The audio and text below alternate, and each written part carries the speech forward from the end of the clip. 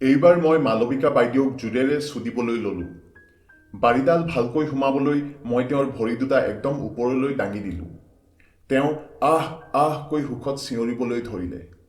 তেওঁৰ গৰম বুচখনৰ ভিতৰত মোৰ বাৰীডালে বৰ সুখ পাইছিল। কিন্তু মোৰ সিমানতে হেঁপাহ পলোৱা নাছিল।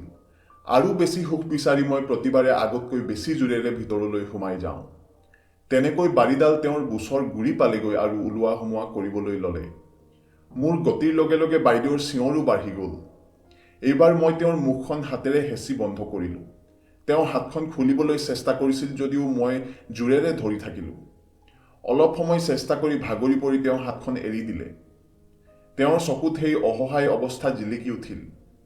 সেই অৱস্থাতে চুদি চুদি মোৰ বাৰীডালৰ পৰা মালপানী ওলাবৰ হ'ল। পানীখিনি যিমান পাৰোঁ ৰখাই মই তেনেকৈয়ে চুদি থাকিলোঁ।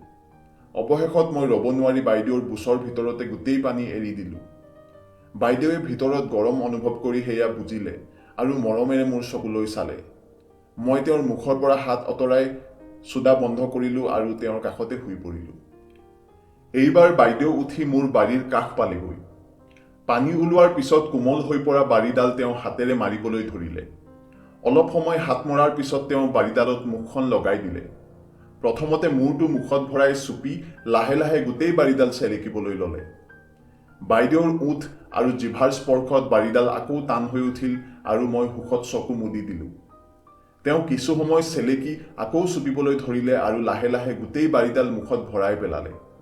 বাৰী গৈ বাইদেউৰ ডিঙি পালেগৈ। তেওঁৰ মুখৰ ভিতৰৰ গৰম ভাৱ অনুভৱ কৰি মোৰ ভাল লাগিল। এইবাৰ মই সুখত ৰ'ব নোৱাৰি তেওঁৰ মূৰটো পিছফালৰ পৰা জোৰত হেঁচি ধৰিলোঁ। তেওঁৰ উশাহ ল'বলৈ কষ্ট হোৱাত মূৰটো দাঙিবলৈ চেষ্টা কৰিছিল যদিও মই জোৰেৰে অলপ সময় তেনেকৈয়ে ৰখাই থলোঁ। এবাৰ ঢিলাই দিয়াত তেওঁ মূৰটো দাঙি দীঘল দীঘলকৈ উশাহ ল'বলৈ ধৰিলে। তেওঁক বেছি সময় ৰেহাই নিদি আকৌ চুলিত জোৰেৰে ধৰি বাৰীডালত মূৰটো হেঁচি দিলোঁ। এইবাৰ মূৰটো ওলোৱা সোমোৱা কৰি মই তেওঁৰ মুখখন চুদিবলৈ ধৰিলোঁ। কিছু সময় তেনেকৈ চুদাৰ পিছত তেওঁ জোৰেৰে মূৰটো দাঙি এতিয়া বুচত চুদা বুলি মোৰ ওপৰত জঁপিয়াই উঠিল। তেওঁৰ পিছল হৈ থকা বুচখনত বাৰীডাল নিজেই ভৰাই লৈ তাৰ ওপৰত জঁপিয়াবলৈ ধৰিলে। মই সুখত তেওঁৰ ফালে চাই ৰ'লোঁ। জঁপিয়াই জঁপিয়াই তেওঁ মোৰ ফালে হাউলি আহিলে আৰু তেওঁৰ ডাঙৰ গোল গাখীৰ দুটা মোৰ মুখৰ সন্মুখত ওলমি পৰিল। মই এটাৰ পিছত আনটো নিপল মুখত লৈ জোৰেৰে চুপি থাকিলোঁ। তেওঁ দুয়োফালৰ পৰা সুখ পোৱাত আকৌ আহ আহ কৈ চিঞৰিবলৈ ল'লে। মই মন ভৰাই গাখীৰ চুপি এইবাৰ নিপুল দুটা হাতেৰে মুচৰিবলৈ ধৰিলোঁ। বাইদেৱে সহ্য কৰিব নোৱাৰি বিষাইছে বুলি জঁপিয়াই উঠিল। ময়ো পজিশ্যন সলাই বাইদেউক কুকুৰ বনিবলৈ ক'লোঁ। বাইদেৱে মনে মনে মোৰ কথা মানি আঁঠু কাঢ়ি পকৰটো জোঙাকৈ পাতি দিলে। টপিনা দুটাৰ মাজৰ পৰা বুচৰ ফুটাটো মেল খাই ওলাই পৰিল। মই পলম নকৰি তেওঁৰ পিছফালে আঁঠু কাঢ়ি বাৰীডাল আকৌ তাত ভৰাই দিলোঁ। এনেকৈ চুদি এক বেলেগ মজা অনুভৱ কৰিলোঁ। বাইদেউৰ খামুচীয়া কঁকাল আৰু মোটা টপিনাৰ ভাঁজ দেখি মই পগলা হৈ পৰিলোঁ।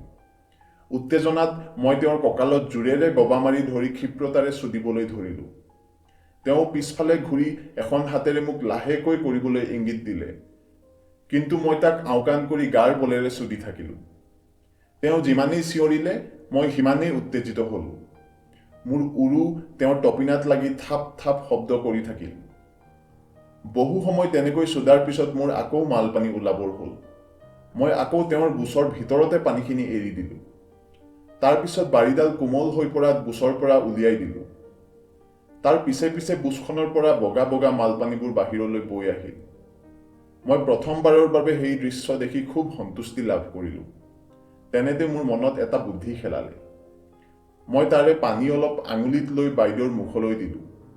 তেওঁ চকু দুটা মুদি লয়লাস ভংগীৰে ৰসখিনি জিভাত লৈ খাই পেলালে। তাৰ পিছত আমি দুয়ো ভাগৰত বিচনাত পৰি দিলোঁ। বাইদেৱে মিহিকৈ ক'লে, কাইলৈ আজিৰ নিচিনাকৈ সোনকালে আহিবা আৰু ভালকৈ কৰিম।